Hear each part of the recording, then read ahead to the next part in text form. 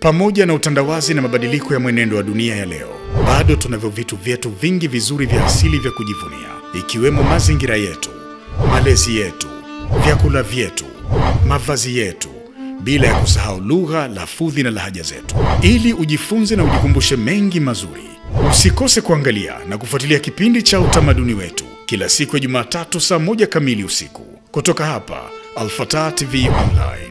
Al-Fatah TV Online, dira ya umma. Assalamu alaikum warahmatullahi wabarakatuh, mtazamaji wa Al-Fatah TV Online.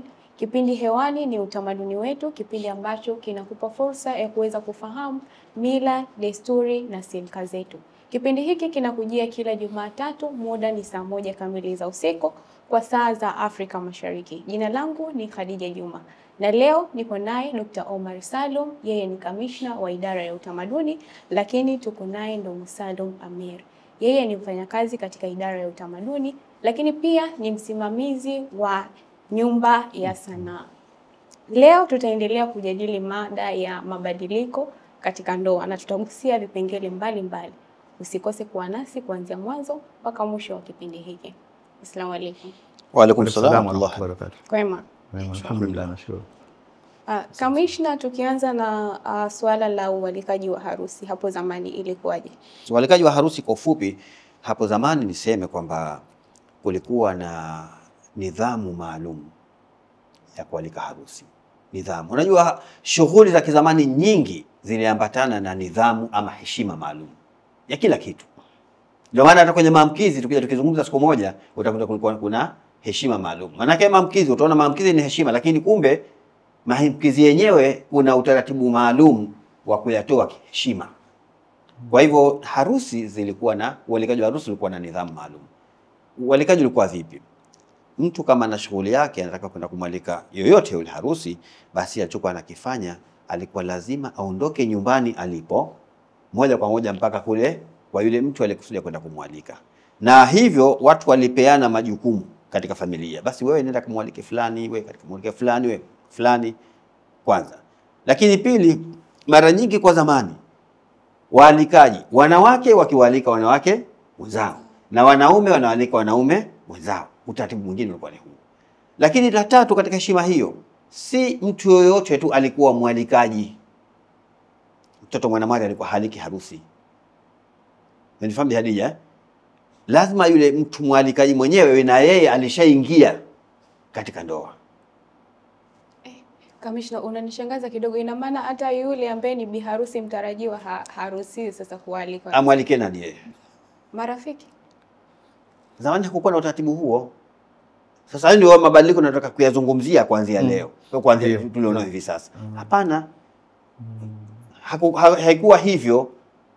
Na pengine kulikuwa kuna mambo mengi yalikuwa yakihofiwa kwa wakati huo. Kwa si mtu yoyote tu. Siku moja tulikuja kuzungumzia masuala ya unyago. Kwenye unyago Bi Hadija haingii mtu yoyote kwenye unyago mpaka yule aliyechezwa unyago wenyewe. Hata kama ni mwanamke, unyago sio wanawake, basi mwanamke yote anaingia, hata kama ni mtu mzima. Kwa hivyo na waalikaji wa harusi walikuwa ni watu maalum. Watu katika familia.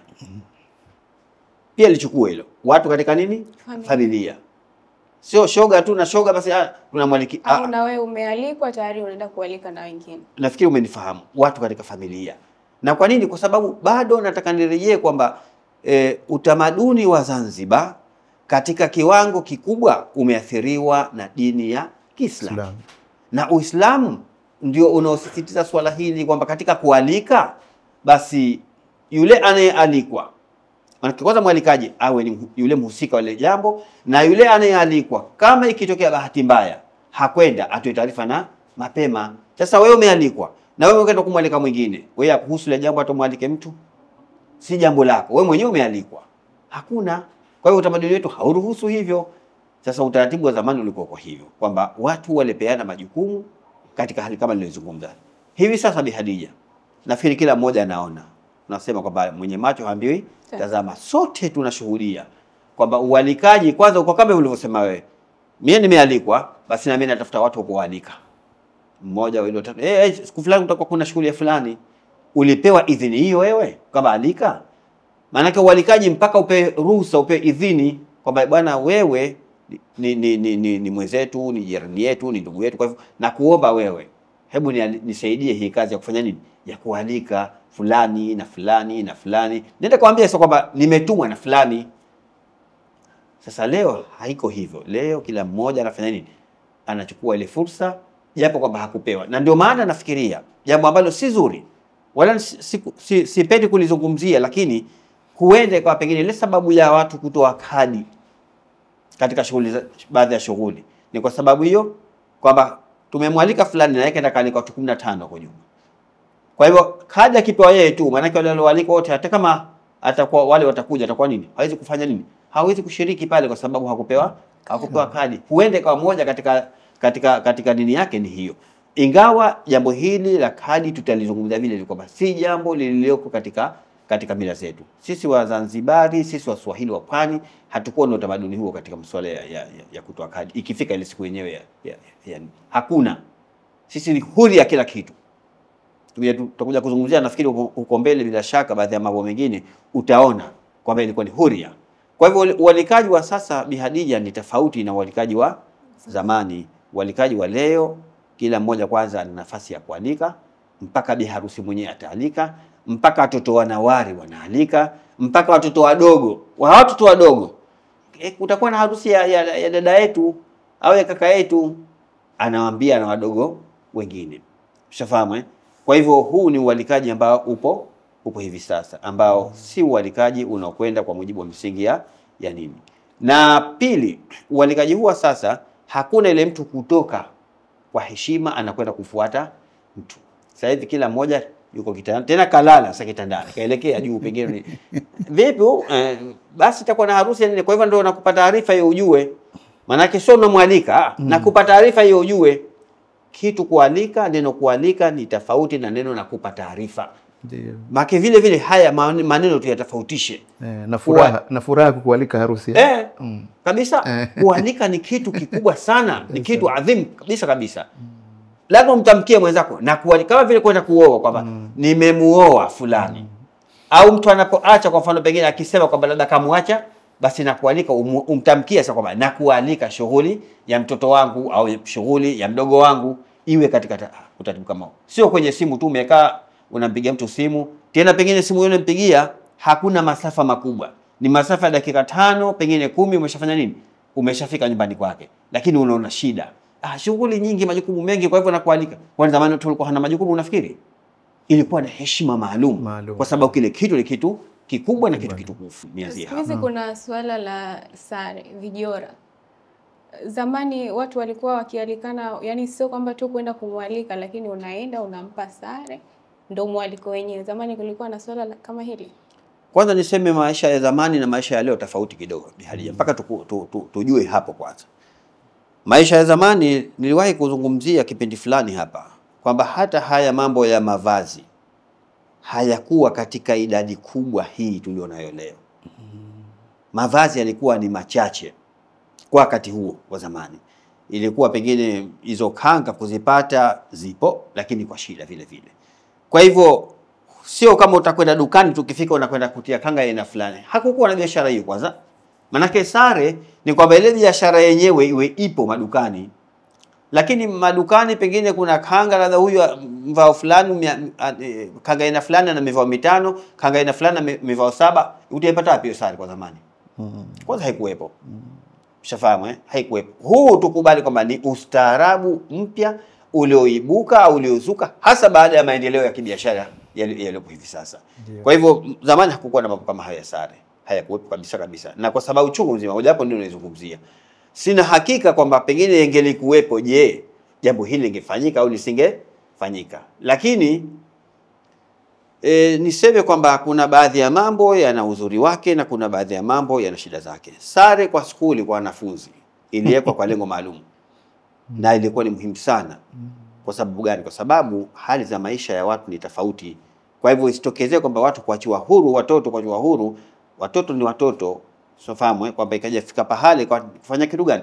ni kuanza kutizamana, kuanza nini, kwa sababu watu walihofia hata masuala ya wizi. Watoto sio kaingia kwenye wizi, wakaja kaona mwenzake kanavaa vizuri, anafanya hivi, asiingia katika mambo haya maovu tunayozungumzia kila wakati, kwa sababu atataka afanye nini? Awe kama yule mwenzake, kama walivyo baadhi ya watu wengine. Maana baadhi ya watu wengine tabia zao, wakimwona fulani yuko hivi na wao wanatamani wawe, ingekuwa ni kutamani tu afadhali, lakini watafanya kila utaratibu wote wao, lakini mpaka wafanye hivi wawe vile. Hapana, si katika maadili yetu ya Uswahilini au Zanzibar.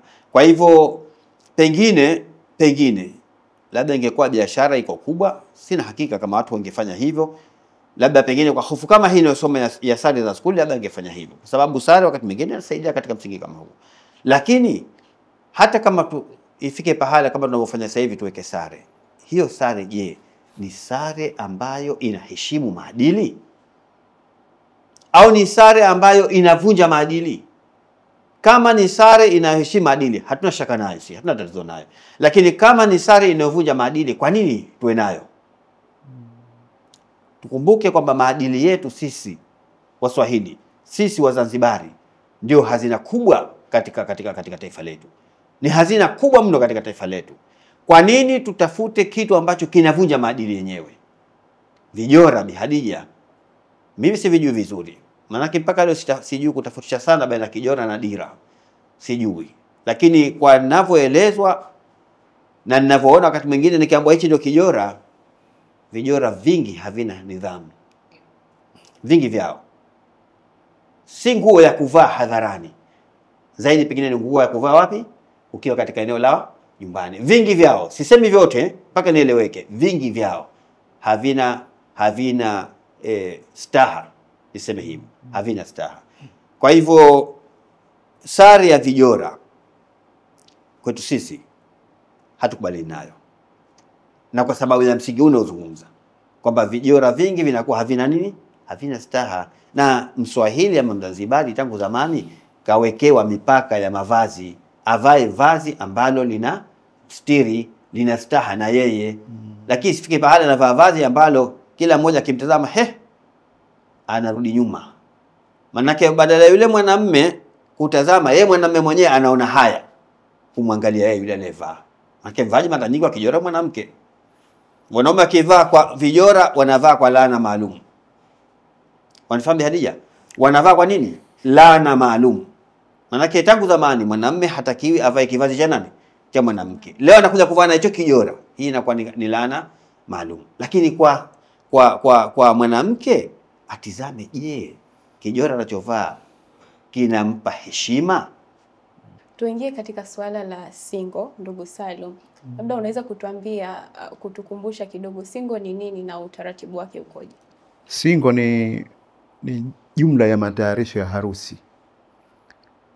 Kama inavyoeleza ni singo ni kusingwa. Na kusingwa hii inakuwa ni kwa pande zote mbili. Yule bi harusi mtarajiwa na bwana harusi mtarajiwa wote wanahitaji kusingwa. Kusingwa kuna vitu maalum ambavyo vinatumika katika hilo singo.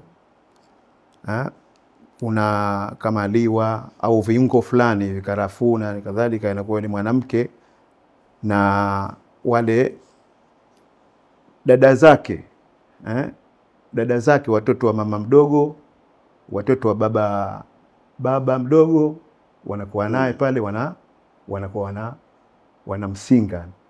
Katika singo ile anafundishwa jinsi atapokuwa na mume amfanyie hivyo, amsinge hivyo, na mambo mengi tu anakuwa na fundisho ya kumfanyia mume ambayo ni mambo mazuri yani. Halikadhalika na kwa mwanamume vile vile anasingwa kule na watoto wa shangazi zake, watoto sisi Kiswahili kiutamaduni sema dada chimvi. Anakuweko pale, anakuwa wanamsinga wale, wanamfundisha mambo mbalimbali. Singio kuna tena kwa mwanamume kuna utani zaidi. Hata kwa mwanamke anafanywa mambo utani mengi sana. Tutakuibia au tunakufanyia hivi, na kitu kama hichi. Kama kumharas sengine. Na kwa vitu kama hivyo. Vinakuwa vinafanyika kama hivyo. Lakini sasa mabadiliko yalipoingia haya, kuna mambo tofauti yameingia. Kwanza inakuwa wale dada wanaondolewa wale.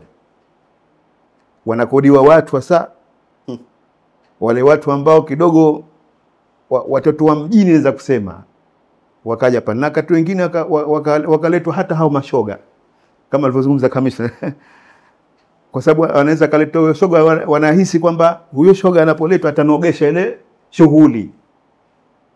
Sasa haya ni mabadiliko ambayo hayafai na yana athari kubwa sana. Kwa hiyo single ni kama hivyo nilivyokueleza mwanzo, wanakuwa wanafundishwa mambo mbalimbali. Ni vitu gani ambavyo ni muhimu kwamba kukiwa na single lazima hivi vifanyike? Vitu muhimu, kwanza kupata mafunzo. Unajua ndoa ni maisha. Ndoa ni maisha. Kwa utamaduni wetu ndoa ni maisha marefu sana. Kama wazee wetu katika ndoa zao wanakaa maisha, yani kufa kuzikana. Kwa hiyo wale dada wanakuwa wanamfundisha yule mwanamke jinsi ya kukaa na mume vizuri, na hayo mambo ya ndani jinsi ya kumfanyia, vitu kama hivi ndio vinatumika sana. Na hali kadhalika na mwanamume vile vile. Kamishna, tukirudi kwako, single za sasa hivi unazionaje? Haya, kwanza niongezee kitu kidogo hapa katika swala hili la single. Kama alivyosema Sheikh Salum vizuri sana kwamba kusingwa, ule kusingwa kuna mambo mawili matatu yanayofanyika. Moja ni kupewa hayo mafunzo au wengine huita mafundo kuhusiana na masuala mazima ya maisha. Vipi aishi na mume au vipi aishi na mke. Ndio. Moja alikuwa ni hilo. Lakini la pili, single ni kufanyiwa unadhifu yule bibi yule. Kwa mfano single maana yake kwamba ana kuna vitu vifaa maalum ambavyo ni kama kusuguliwa lugha nyingine maana yake. Au sivyo Sheikh Salum? Ndio. Sasa anafanywa hivyo mwenyewe, kama ni karafuu, kama ni kitu gani kufanywa ule unadhifu fulani. Na mara nyingi ilikuwa inafanyika siku yenyewe sasa, au kabla ya hapo, siku chache kabla ya hapo. Ndio. Kabla ya shughuli yenyewe harusi. Sasa ile kufanywa vile kulikuwa na hikma maalum. Awe mwanamke awe mwanamume, lakini hasa nazungumzia kwa mwanamke kwamba anaambiwa, ilikuwa ile ni fundisho moja kwamba siku zote ndoa ni usafi. Kama kuna kitu kinachodumisha ndoa kimoja wapo ni nini? Usafi. Kwa hivyo kuishi kwako ujitahidi kuishi wewe mwenyewe kwanza kuwa msafi kila wakati, na mumeo kuhakikisha kwamba kila wakati yuko msafi. Lakini na pale unapoishi, unapokaa, nyumba unaokaa halikadhalika kiwe, maana ile ilikuwa ni mafundisho ya kila kitu ile single. Lakini zaidi kwanza ilikuwa ni usafi wa nini? Wa mwili. Singi wake kwamba mume kakaa siku 3, 4, 5 kenda kazini wiki nzima, unafahamu ikifika ile siku ya mapumziko kwa mfano, basi msinge mumeo. Kwa nini umsinge mumeo? Atoke au apungue lile jasho, ile harufu ngumu au mbaya ambayo ili msibu katika kipindi cha wiki nzima. Kwamba angalau akirejea tena kazini aonekane mpya. Tunafahamiana aonekane mpya. Na huko ilikuwa ndio katika kumtunza nani? Kumtunza mume au kumtunza mke kwa pande nyingine. Kwa sababu yule mwanamume kufundishwa kule, anafundishwa kwamba na vile vile afanyie mkewe, sio kwa maana kwamba afanywe yeye tu, na yeye afanyie mkewe. Kiutamaduni nasema kwamba wanaume na wao walikuwa wanafanyiwa kama alivyosema Sheikh Salum, lakini kwa lengo hilo. Kwa hivyo kama walikuwa wanafanya hivyo au wataendeleza jambo hilo, basi utakuta kwamba ile ndoa inapata kufanya nini? Kuimarika zaidi. Hivi juzi tu nilikuwa naangalia pahala, nilirushiwa TikTok moja, clip moja ya wazee wa Kihindi, watu wazima kabisa, hawapungui miaka 80 kwenda mbele.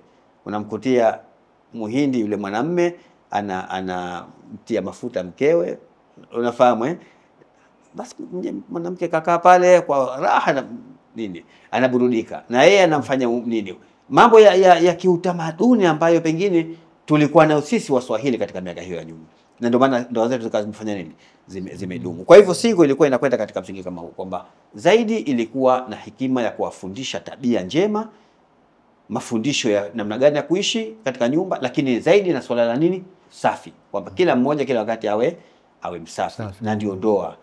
Ndoa sio kwamba urudi kazini na yule karudi kazini mmejitupa tu kila nini, kila mmoja harufu ya mwenzake hiyo nini. Itakuwa si ndoa hiyo. Itakuwa si maisha hayo. Lakini maisha ya ndoa yawe hivyo. Kwamba kila mmoja ikifika wakati wa kupumzika, basi ana hamu na mwenzake kutokana na nini? Kutokana na vile alivyojinadhifisha. Siku hizi inasemekana kuna mambo mengi ambayo yanafanyika katika single sio sahihi. Kuna ukweli katika swala hili? Bila shaka hii kauli kwangu mimi naona ni sahihi, kwa sababu japo sisi wengine si washiriki wa hayo mambo, na mara nyingi single za siku hizi, kwanza kwa wanaume si aghlabu sana ni kwa wanawake, na anayekwenda pale ni mwanamke, lakini kwa kuwa tuhasimuliwa na kwa kuwa mengine yanafika pale mpaka yanarushwa, unayaona kwamba kuna mambo si sahihi kweli, yako mambo sio sahihi kweli.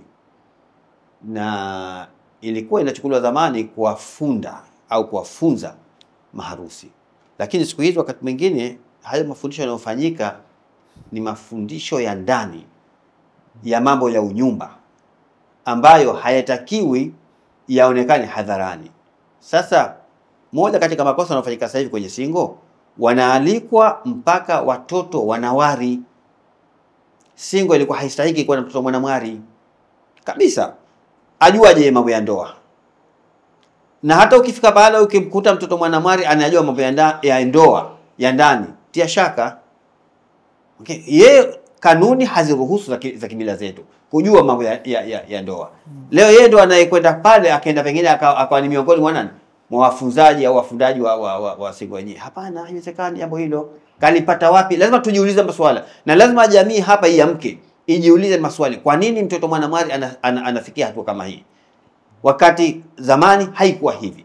Wanaofunza ni watu ambao ima ni wajane, kwa bahati mbaya walishaolewa akaachika, au pengine waume zao walifanya nini, walifariki, au bado wamo katika nini, katika ndoa. Wale ndio waliotakikana wafunze, lakini anakujaje mwanamwari? Kwa hivyo moja katika makosa yanayofanyika ni hayo.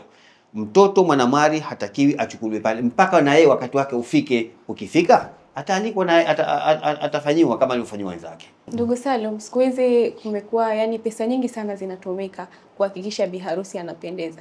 Zamani labda kulikuwa na vazi maalum la kitamaduni ambao hili atavaa biharusi. Kweli pesa nyingi inatumika katika harusi, kwa sababu kutokana na mabadiliko. Sasa tuna mabadiliko mengi sana, kwa sababu harusi za zamani na kitamaduni ilikuwa wanashughulikia harusi wale wanafamilia, katika wanafamilia wanakaa wale, kuna matumbo ya baba ya nani, wanakuwa wanachangia pesa kwa ajili ya kuendesha harusi nzima. Kwanza wanatathmini ile gharama za harusi zote pamoja na hizo nguo, kila kitu. Baadaye tena wanagawa kwa matumbo. Kwa hiyo hakuna pesa nyingi ambayo itaongezeka pale. Kwa hiyo inakuwa inakwenda vizuri sana, hakuna lawama wala nini kitu kama hicho. Zamani walikuwa hawavai maveli. Zamani walikuwa hakuna maveli. Nguo kubwa ikitumika kwa biharusi ni kanga kisutu. Ina mifungo maalum, yani kilemba, kitu kama hicho. Kanga kisutu. Hadija, naomba nichangie kidogo. Japo kidogo, maana hapa kuna jambo linanijia kila wakati katika nafsi yangu. Unajua masuala ya kivazi cha biharusi zamani, biharusi mara nyingi siku ile ya ndoa yenyewe alikuwa anavalishwa mavazi yaliyotoka kwa mume. Ndio maana kabla ya hapo kulikuwa na utamaduni wa kwenda kutafuta kilingo au vilingo. Ndio. Tafuta kilingo cha viatu, kilingo cha kanzu, na kama kuna mambo mengine vile vile ya ndani, na tafuta kilingo. Kilingo ni kitu gani? Kilingo ni kile kipimo. Ndio. Kipimo cha yule nani? Biharusi mwenyewe. Sasa kinatafutwa kilingo. Biharusi anakwenda kushonewa. Kinatafutwa kitambaa kimoja kizuri sana katika vitu ambavyo vilivyonunuliwa. Anakwenda kushonewa kanzu ambayo atavaa siku ya harusi yenyewe, na viatu ambao atavaa siku ya harusi yenyewe. Sasa vile ndio ilikuwa ni heshima maalum, kwamba tangu mwanzo pale anatoka kwao anaanza kufahamishwa kwamba wewe usije ukavaa nguo nyingine yoyote katika maisha yako yote isipokuwa nguo aliyokununulia nani? Mumeo. Ilikuwa ni hikma maalum, ilianzia pale. Hata hayo mambo unazungumzia ya veli. Ya veli alikuja baadaye. Veli ilianza baada ya kuzuka mambo ya sinema. Sinema ndio zilileta veli, kwa sababu Wahindi walionekana wanavaa maveli na hivi shafahamu, ndio watu wakaanza kuiga. Lakini kabla ya hapo hakuwa na mambo maveli. Kwa hivyo hayo yalikuja katika utaratibu kama huo. Tofauti na leo Bi Hadija, mambo yanayofanyika ambayo ni tofauti kabisa. Mtu anakwenda kukodiwa nguo ya harusini, inakodiwa. Ukiambiwa kitu kukodiwa kwa mango ile, umeshavaa watu chungu mzima. haya ile hadhi harusi iko wapi? Yule kule alikuwa anapelekwa nguo na mumewe, ndio kwanza ya mara ya mwanzo anaivaa yeye mwenyewe, huku anakwenda kukodiwa na wewe unaridhika tu, yani kakodiwe sijui ndio vile sijui ndio kanzu ndio kitu gani, 700,000 milioni 1.5, hadhi yako iko wapi wewe ya kukodiwa hapo? Sijui unafahamu Bi Hadija, haipo ile hadhi inapungua, tofauti na ile nguo ya mwanzo unaivaa wewe mwenyewe. Umenifahamu Bi Hadija nafikiri? Kwa hivyo kuna hilo, gharama kubwa na kadhalika. Kwa hivyo sasa hivi kwa kweli kuna mabadiliko ambayo kiasi fulani hayaendani na mila zetu na maadili yetu. Na ni namna gani wazee wetu walikuwa wakifanya karamu? Karamu, asante sana. Karamu kwanza ni chakula. Siku hizi tunaita dhifa.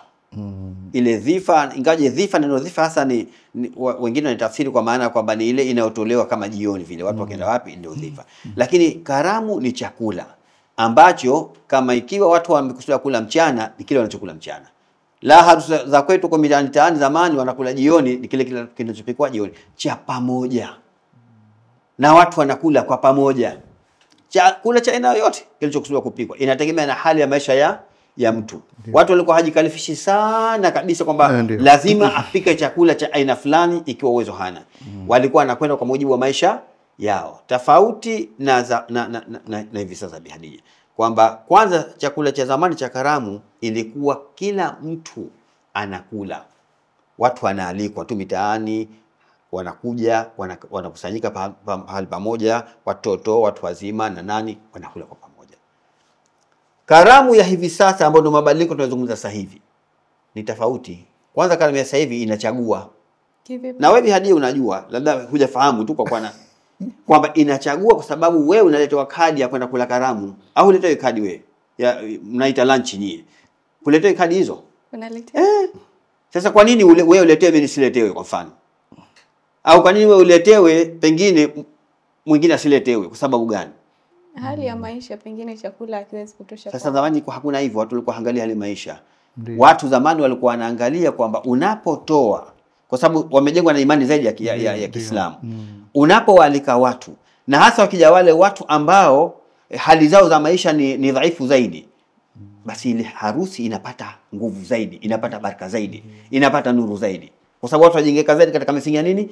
Ya dini. Hivi sasa Bi Hadija, wengi wanaoalikwa katika hivyo vyakula ni watu wale ambao wao vyakula vile wamevizoea. Na ndio maana ukiwapikia chakula gani hicho tuchokula leo?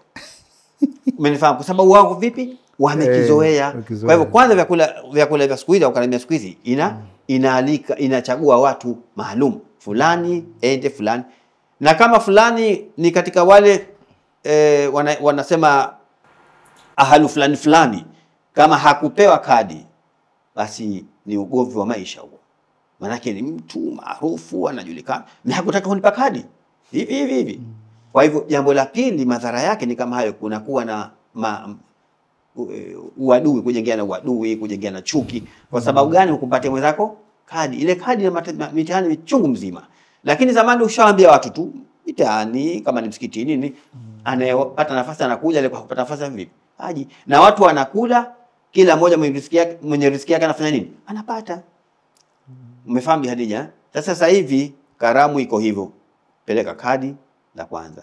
Pili, huo wakati. Unaweza ukakutia baadhi ya wakati mtu anaambiwa saa 7 ndio watu watapata chakula. Wakati mwingine kwa saa 10. Saa 10.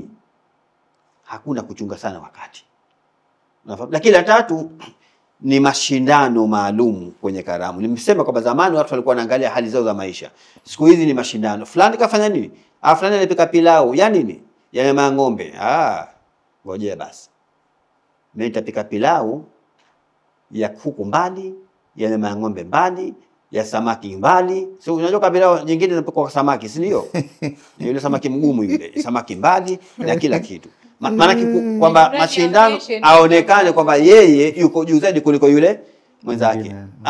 Ngoja nipike biriani mimi ya aina fulani. Hatukatazi vyakula vizuri, pikeni na tupike.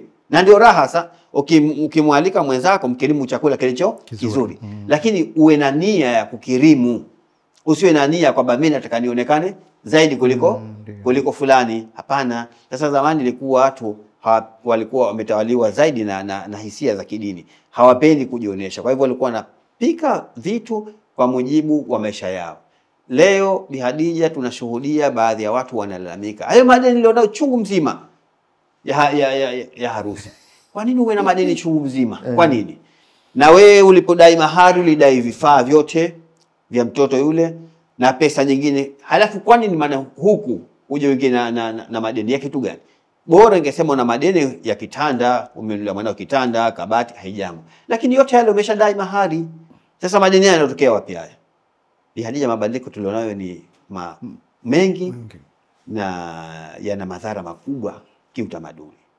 Unalipi la kumwambia mtazamaji juu ya swala zima la kulinda utamaduni wetu? Utamaduni wa kulinda tu, kwa sababu tusipolinda utamaduni tunapotea na maisha yanapotea. Kwa sababu kama tunavyojua kuna vizazi vipya vinavyokuja. Kwa hiyo kama hatojifunza huu utamaduni wetu, wataona yale kuwepo pale ndio kumbe sio, na yana athari kubwa sana. Kwa hiyo hapa kila nyanja tulegusa ina athari zake kutokana na yale mabadiliko. Kwa hiyo mimi nawaambia watazamaji wetu kwamba tufate utamaduni wetu. Tusifate utamaduni wa watu. Sasa hivi kuna mambo mengi sana. Kuna utandawazi sasa hivi. Jambo linalofanyika Amerika sasa hivi, tayari unaliona wakati ule manake. Live, mubashara unaliona lile. Kwa hiyo yale si ya kuiga, ni uzuri kuyafuata yale ya kwetu. Mtazamaji, na hayo ndio mabadiliko yaliyopo katika ndoa. Bila shaka umeweza kuona kuna mabadiliko kwa kiasi kikubwa. Kuna mambo ya kutafakari hapo. Je, mwelekeo huo ni sahihi? Bila shaka tuna haja kubwa ya kuweza kulinda utamaduni wetu. Ulikuwa nami Khadija Juma, lakini pia tulikuwa naye Dr. Omar Salum, kamishna wa idara ya utamaduni, pamoja na ndugu Salum Amir. Yeye ni mfanyakazi katika idara ya utamaduni, lakini pia ni msimamizi mkuu wa nyumba ya sanaa. Tukutane Jumatatu ijayo wakati kama huu. Kutokana na thamani na kujali taarifa kutoka sehemu mbalimbali, Al-Fatah TV Online inaomba ushirikiano wako mtazamaji, kutoka popote ulipo, kutupa taarifa za matukio mbalimbali ili tuyafanyie kazi na kuyarusha hewani, kama vile taarifa, habari, mikasa au matukio. Si hayo tu, pia unaweza kutupa taarifa kuhusu watu wanaokabiliwa na matatizo mbalimbali ya kimaisha ili tuyafanyie kazi kupitia jumuiya yetu ya kutoa misaada muhimu ya kijamii, Al-Fatah Charitable Association Zanzibar. Wasiliana nasi leo kupitia namba zetu za WhatsApp alama ya kujumlisha 25577858490. Wasilisha kwetu leo, tuifikishe kwa jamii leo. Al-Fatah TV Online, dira ya umma.